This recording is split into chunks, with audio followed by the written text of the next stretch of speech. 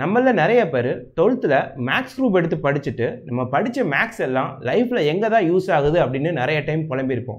ஏற்கனவே படித்தா differentiation integration இதெல்லாம் ஏன் படித்தா என்ன வரை எனக்கு தெரியவே இல்லை. இதெல்லாம் என் வாழ்க்கையில் யூஸ் பண்ணதும் கிடையாது. இதுக்கப்புறம் யூஸ் பண்ணலான்னு கேட்டால் அது பதிலும் என்கிட்ட இல்லை. அதுலேயும் இந்த டிஃபரன்ஷியேஷன் இன்டெகிரேஷனை பார்த்து செமக்கம் வரும். இதெல்லாம் எதுக்கு படித்தோம், எங்கே யூஸ் ஆகுது அப்படின்னு நமக்கு நிறைய டைம் தோணியிருக்கும். இந்த வீடியோவில் நம்ம பார்க்க போகிறது கொஞ்ச நாளைக்கு முன்னாடி ரிலீஸ் ஆன போர் தொழில் படத்தில் வரக்கூடிய ஒரு இன்வெஸ்டிகேஷன் சீனை பற்றி தான். அந்த சீன் என்னன்னு பார்த்துட்டு வந்துருங்க. டைம் ஆஃப் டெத் கண்டுபிடிச்சிங்களா? எப்படி நைட் ஆயிட்டு சார், எந்த டாக்டர் அசைன் பண்ணுவாங்கன்னு தெரியாது. ஒரு இடத்துல டெட் பாடியை போலீஸ் கண்டுபிடிச்சாங்கன்னா அவங்களுக்கு தோணக்கூடிய முக்கியமான கேள்வி கொலை எப்போ நடந்திருக்கும் அல்லது இந்த பாடியிலேருந்து எப்போ உயிர் பிரிஞ்சிருக்கும் அப்படிங்கிறது தான். அந்த டெட் பாடியை அட்டாப்சி பண்ணக்கூடிய டாக்டர் போஸ்ட்மார்ட்டம் ரிப்போர்ட்டில் ரொம்ப முக்கியமாக குறிப்பிட்ட ஒரு விஷயம் டைம் ஆஃப் டெத், அதாவது அந்த பாடியிலேருந்து உயிர் எப்போ பிரிஞ்சிருக்கும் அப்படிங்கிறது தான். இதை கால்குலேட் பண்ணுறதுக்கு, இந்த டைம் ஆஃப் டெத்தை கண்டுபிடிக்கிறதுக்கு நம்ம படித்த டிஃப்ரென்ஷியேஷனும் இன்டெகிரேஷனும் எப்படி யூஸ் ஆகுது அப்படிங்கிறத தான் இந்த வீடியோவில் நம்ம பார்க்க போகிறோம். தெர்மோமீட்டர் இருக்கா? என்ன பண்ணுற? பிரெயினோட டெம்பரேச்சர் செக் பண்ணுறேன். உடம்புலேருந்து உயிர் போனதுக்கப்புறம் ஒவ்வொரு மணி நேரத்துக்கும் 1 டிகிரி குறைஞ்சிட்டே போகும். பிரெயினோட நார்மல் டெம்பரேச்சர் 37 டிகிரிஸ். இப்போ இருக்கிற ரீடிங் 25.5 டிகிரிஸ். ஸோ நைட்டு 10லேருந்து 11 மணிக்குள்ள உயிர் போயிருக்கணும் சார். புக்லேருந்து கற்றுக்கிட்டேன் சார்.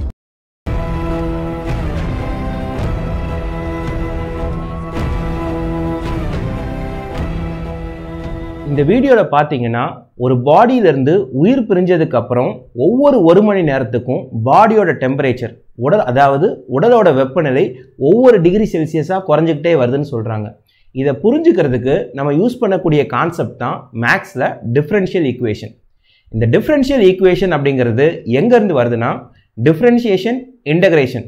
இவங்க 2 பேரும் சேரும்போது இவங்களுக்கு பிறக்கிற குழந்தை தான் டிஃப்ரென்ஷியல் ஈக்குவேஷன். இந்த டிஃப்ரென்ஷியல் ஈக்குவேஷன்னா என்னென்னு பார்க்க வரதுக்கு முன்னாடி முதல்ல மேக்ஸில் ஈக்குவேஷன்னா என்னென்னு பார்த்துடலாம். பொதுவாக நம்ம மேக்ஸை எதுக்கு யூஸ் பண்ணுறோம்? நம்ம ரியல் லைஃப்பில் வரக்கூடிய சிச்சுவேஷன்ஸை மேத்தமெட்டிக்ஸை யூஸ் பண்ணி சால்வ் பண்ணுவோம். இப்போ நான் ஒரு சிம்பிளான சிச்சுவேஷன் சொல்கிறேன். நீங்கள் ஒரு கடைக்கு போய் பேனா வாங்குறீங்க. ஒரு பேனாவோட விலை 5 ரூபா, ஒரு பேனாவோட ப்ரைஸ் 5 ரூபா. இப்போ நீங்கள் எவ்வளவு பேனா வாங்குறீங்களோ, அதாவது நம்பர் ஆஃப் பென்னை எக்ஸ்ன்னு வச்சுக்கோங்க, மொத்த ப்ரைஸை ஒய்ன்னு வச்சுக்கோங்க. இப்போ நீங்கள் ஒய்யையும் எக்ஸையும் எப்படி கனெக்ட் பண்ணலாம்? y = 5 டைம்ஸ் எக்ஸ் அப்படின்னு எழுதலாம். y = 5x. இப்போ நீங்கள் 10 பேனா வாங்குறீங்கன்னா 50 ரூபா. இது ஒரு சிம்பிளான அல்ஜிப்ரிக் ஈக்குவேஷன். ஆனால் நம்ம ஃபேஸ் பண்ணக்கூடிய எல்லா சிச்சுவேஷன்ஸும் இந்த மாதிரி ரொம்ப சிம்பிளாக இருக்காது. நிறைய சிச்சுவேஷன்ஸ் காம்ப்ளிகேட்டட் ஃபினாமினாவாக இருக்கும். இந்த மாதிரி ரியல் லைஃப் ஃபினாமினாவை, ரியல் லைஃப்பில் நடக்கிற விஷயங்களை மேத்தமெட்டிக்கல் ஈக்குவேஷனாக எழுதுறதுக்கு நமக்கு ஃபிசிக்ஸோட ஹெல்ப் தேவைப்படும். அதாவது ரியல் லைஃப்பில் நடக்கக்கூடிய ஃபினாமினாவை புரிஞ்சுக்கிறதுக்கு ஃபிசிக்ஸில் ஏதாச்சும் ஒரு லா இருக்கும், அதாவது ஃபிசிக்ஸில் ஏதாச்சும் ஒரு விதி இருக்கும். அந்த விதியை பயன்படுத்தி நம்ம அந்த ரியல் லைஃப் ஃபினாமினாவை மேத்தமெட்டிக்கல் ஈக்குவேஷனாக எழுத முடியும். அப்படிப்பட்ட சினாரியோ தான் இங்கே நம்ம பார்க்குறதும். ஒரு பாடியில் உயிர் இருக்கும்போது ரத்த ஓட்டம் இருந்துக்கிட்டே இருக்கும். பாடியில் இருக்கக்கூடிய எல்லா பார்ட்ஸும் ஃபங்க்ஷன் ஆகிக்கிட்டே இருக்கும். இதனால் அந்த பாடி தொடர்ச்சியாக ஹீட்டை ப்ரொடியூஸ் பண்ணிக்கிட்டே இருக்கும். இதனால் பாடியோட டெம்பரேச்சர் அட்மாஸ்பியரிக் டெம்பரேச்சரை விட கொஞ்சம் அதிகமாக இருக்கும். இப்போ உதாரணத்துக்கு ஹியூமன் பாடி எடுத்துக்கிட்டிங்க அப்படின்னா ஹியூமன் பாடியோட டெம்பரேச்சர் 37 டிகிரி செல்சியஸ் இருக்கும். இப்போ நீங்கள் இருக்கக்கூடிய ரூமோட டெம்பரேச்சர் பார்த்தீங்கன்னா நார்மலாக 25 to 30 டிகிரி செல்சியஸ்ங்கிற ரேஞ்சில் தான் இருக்கும். ஒரு பாடியிலேருந்து உயிர் போயிடுச்சு அப்படின்னா ரத்த ஓட்டம் நின்றும், பாடியில் இருக்கக்கூடிய பார்ட்ஸ் எல்லாமே செயல்படாமல் நிற்க ஆரம்பிச்சிடும். இப்போ பாடி ஹீட்டை ப்ரொடியூஸ் பண்ணுறதை ஸ்டாப் பண்ணிடும். ஸோ ஆட்டோமேட்டிக்காக என்ன நடக்கும் அப்படின்னு பார்த்தீங்கன்னா பாடியில் டெம்பரேச்சர் அதிகமாக இருக்கும், அதாவது பாடி சூடாக இருக்கும், அட்மாஸ்பியர் சில்லுன்னு இருக்கும். நமக்கு தெரியும் ஒரு ஹாட் பாடியிலேருந்து கோல்டு பாடிக்கு ஹீட் போய்கிட்டே இருக்கும். எப்படி நீங்கள் ஒரு காஃபி எடுத்துகிட்டு வந்து, ஒரு சூடான காஃபி எடுத்துகிட்டு வந்து ரூமில் வச்சிங்க அப்படின்னா கொஞ்ச நேரத்தில் அந்த காஃபியோட டெம்பரேச்சர் குறைஞ்சிட்டே வந்துடுது இல்லையா? அதே மாதிரி தான் ஒரு பாடியோட டெம்பரேச்சர் உயிர் பிரிகிற நேரத்தில் 37 இருக்கும். உயிர் பிரிஞ்சதுக்கு அப்புறம் அந்த டெம்பரேச்சர் கொஞ்சம் கொஞ்சமாக என்ன ஆக ஆரம்பிக்கும்? குறைய ஆரம்பிக்கும். இது எப்படி குறையுது, அதாவது இந்த டெம்பரேச்சர் எவ்வளவு சீக்கிரமாக குறையுது அப்படிங்கிறத எக்ஸ்பிளைன் பண்ணவர் யாருன்னா அவர் வேற யாரும் இல்லை, நியூட்டன் தான். மகாபிரபு, நீங்க இங்கே வந்துட்டீங்களா? ஸோ இப்போ நம்ம சிச்சுவேஷனை ரெப்ரசன்ட் பண்ணக்கூடிய லா எது அப்படின்னா நியூட்டன்ஸ் லா ஆஃப் கூலிங். நியூட்டனோட இந்த லா என்ன சொல்லுது அப்படின்னா, ஒரு ஹாட் பாடியை அட்மாஸ்பியர்ல கொண்டு வந்து வச்சீங்க அப்படின்னா அதோட டெம்பரேச்சர் எவ்வளவு சீக்கிரமா குறையும் அப்படிங்கிறது. அதாவது dT/dt, rate of change in temperature with respect to time. So அந்த பாடியோட டெம்பரேச்சர் எவ்வளவு ஃபாஸ்டா கூல் ஆகுது அப்படிங்கிறது தான் இந்த dT/dt. இது எதுக்கு ப்ரொபோர்ஷனலா இருக்கும்னா டெம்பரேச்சர் டிஃபரன்ஸுக்கு ப்ரொபோர்ஷனலா இருக்கும். டெம்பரேச்சர் டிஃபரன்ஸ்ங்கிற சென்ஸ் அந்த ஹாட் பாடியோட டெம்பரேச்சருக்கும் அட்மாஸ்பியரோட டெம்பரேச்சருக்கும் எவ்வளவு வித்தியாசம் இருக்குதோ அதுக்கு ப்ரொபோர்ஷனலா தான் dT/dt இருக்கும். இப்போ உதாரணத்துக்கு ஒரு சூடான காஃபி எடுத்துட்டு வந்து அட்மாஸ்பியர்ல கொண்டு வந்து வைக்கிறீங்க. அதாவது ஒரு ரூம்ல, நார்மல் ரூம்ல கொண்டு வந்து வைக்கிறீங்க. அது எவ்வளவு சீக்கிரமா ஆகும். அதையும் அதே ஹாட் காஃபியை ஒரு ஏசி ரூம்ல கொண்டு வந்து வச்சீங்க அப்படின்னா ரொம்ப சீக்கிரமா ஆறிடும் இல்லையா? ஸோ ஏசி ரூம்ல வைக்கும் போது இந்த டெம்பரேச்சர் டிஃபரன்ஸ் அதிகமா இருக்கும். ஹாட் காஃபியோட டெம்பரேச்சர் ரொம்ப அதிகமாகவும் ரூம் டெம்பரேச்சர் ரொம்ப கம்மியாகவும் இருக்கும். சரியா? ஸோ டெம்பரேச்சர் டிஃபரன்ஸ் அதிகமா இருக்கும் போது இந்த ரேட் ஆஃப் கூலிங் எவ்வளவு வேகமா டெம்பரேச்சர் இறங்குது, இந்த டேர்மும் எப்படி இருக்கும், அதிகமா இருக்கும். சரியா? அப்போ நியூட்டன் லா ஆஃப் கூலிங் இதுதான், dT/dt proportional to T - S. அப்ப இந்த ப்ரொபோர்ஷனாலிட்டியை ஈக்குவல்ட்டா மாத்துறதுக்கு மேத்ஸ்ல நம்ம ஒரு கான்ஸ்டன்ட்டை இன்ட்ரோடியூஸ் பண்ணணும்.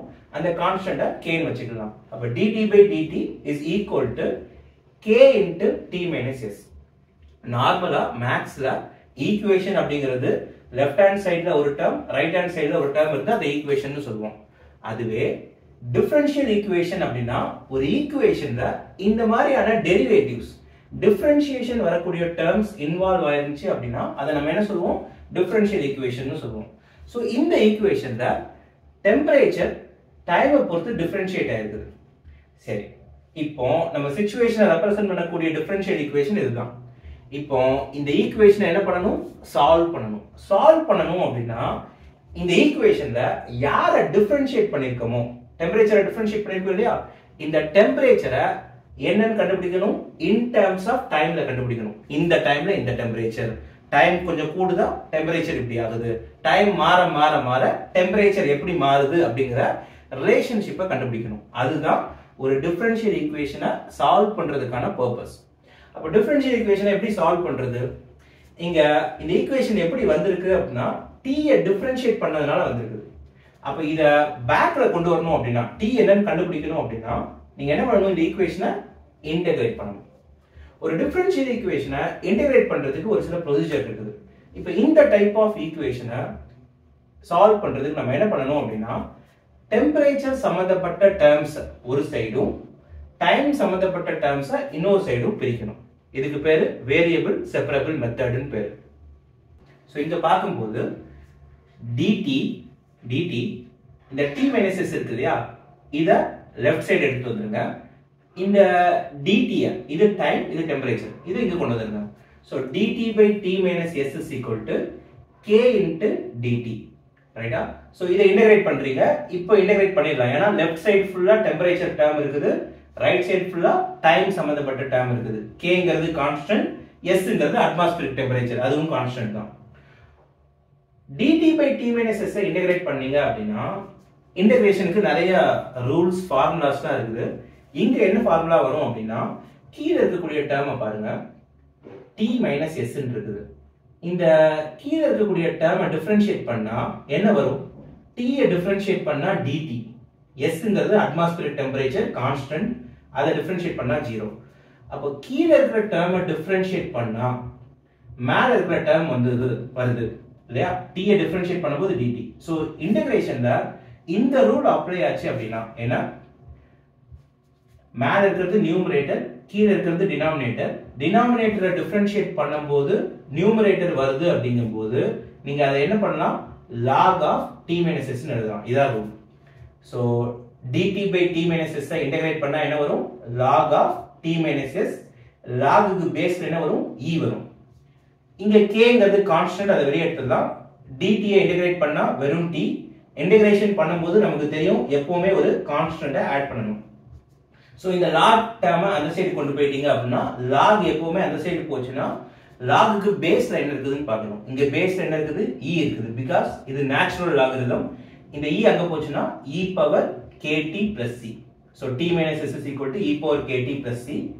அப்போ t - s is equal to இந்த பவர்ல இருக்கக்கூடிய ரெண்டு டேர்மை தனித்தனியா எழுதிக்கலாம். e power kt e power c. e power c அப்படிங்கிறது இது இன்டகிரேஷன் பண்றதுக்காக நம்ம இந்த கான்ஸ்டன்ட் ஆட் பண்ணியிருக்கோம். ஸோ e பவர் கான்ஸ்டன்ட் பாத்தீங்க அப்படின்னா அது இன்னொரு கான்ஸ்டன்ட் தான்.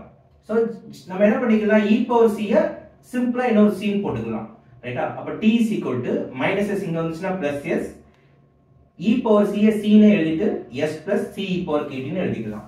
சோ இதுதான் இந்த பர்టిక్యులர் டிஃபரன்ஷியல் ஈக்குவேஷனுக்கான சொல்யூஷன். சோ இந்த ஈக்குவேஷன்ல நமக்கு t அப்படிங்கிறது டெம்பரேச்சர், s அப்படிங்கிறது அட்மாஸ்பியரிக் டெம்பரேச்சர் அது கான்ஸ்டன்ட், c அப்படிங்கிறது இன்டகிரேஷன் பண்றதுனால வரக்கூடிய கான்ஸ்டன்ட் அது நமக்கு தெரியாது, k இந்த ப்ரொபோர்ஷனாலிட்டியை ஈக்குவல் டு போடும்போது வரக்கூடிய கான்ஸ்டன்ட். சோ இந்த c யும் k யும் நமக்கு தெரியாது. கேபிட்டல் T அப்படிங்கிறது டெம்பரேச்சர், ஸ்மால் t அப்படிங்கிறது டைம்.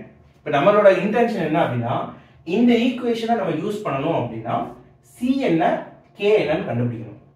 இதுக்கு தான் நமக்கு என்ன தேவைப்படும் அப்படின்னா ரெண்டு டீடைல் தேவைப்படும். ஒன்னு வந்து பாத்தீங்கன்னா இப்போ உதாரணத்துக்கு நம்மளோட சிச்சுவேஷன்ல ஒரு பாடியை காலையில 9 o'clock பாக்குறாங்க, ஒரு டெட் பாடியை.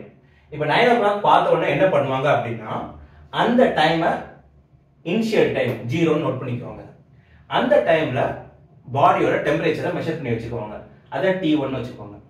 ஸோ டைமுக்கு பதிலாக 0ன்னு போட்டீங்கன்னா டெம்பரேச்சருக்கு பதிலாக என்ன பண்ணும், T1 போடணும். இப்படி போடும்போது உங்களுக்கு ஒரு ஈக்குவேஷன் கிடைக்கும். அடுத்து ஒரு 2 hours கழிச்சு அல்லது ஒரு 3 hours கழிச்சு டைம் பார்ப்பாங்க, ஒரு 11 AM வச்சுக்கோங்களேன். ஸோ 9 AM 0ன்னு வச்சுக்கிட்டோம்னா 11 AM 2 hours வச்சுக்கலாம். ஸோ இன்னும் அக்யூரேட்டா வேணும்னா நீங்க 2 ஹவர்ஸ்க்கு பதிலாக 120 minutes வச்சுக்கலாம். ரைட்டா?